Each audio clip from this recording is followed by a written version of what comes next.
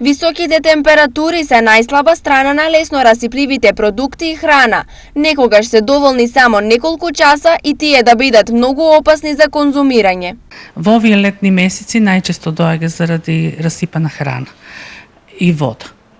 Значи, треба да внимаваме што внесуваме во посебно она храна која што не се термички обработува и која што може сме оставиле малку да постои, па исто така не проверена ја внесуваме. Поради ова, особено внимание треба да се насочи на нивниот домашен третман, но и од местата каде што се набавуваат. Паралелен ризик во овој период се и продукти чиј рок на употреба е изминат. Дали нив ги има во маркетите и дали граѓаните внимаваат? Да се кога ќе земам, видам дали рокот кога е до кога е, тога и купам. Гледам рок на употреба, дата на производство и цена. Гледам обавезно. Од времето си гледам и тоа ми е навика.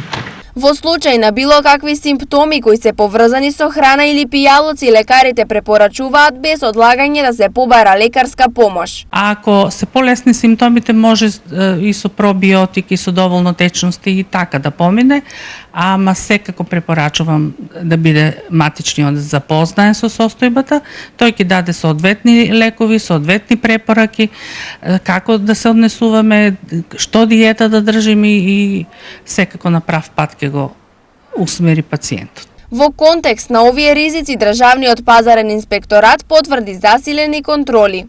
Во периодот од 30 мај до 12 јуни годинава од страна на Државниот пазарен инспекторат извршени се вкупно 853 инспекциски надзори на територијата на Република Северна Македонија.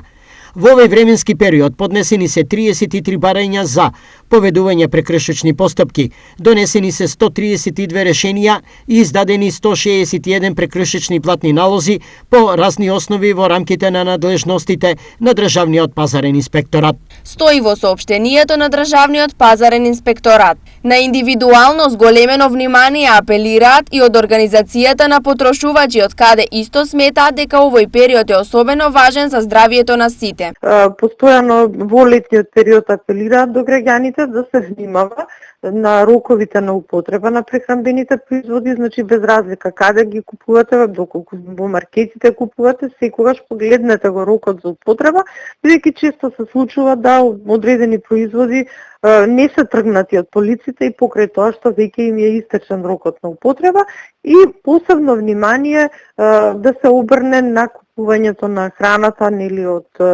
сендвичари. До овој момент, освен поединечни случаи во клиничката болница Штип, бројот на оние кои побарале помош поради труење со храна или пијалоци е во нормалата, но ризикот е присутен и се апелира на предпазливост.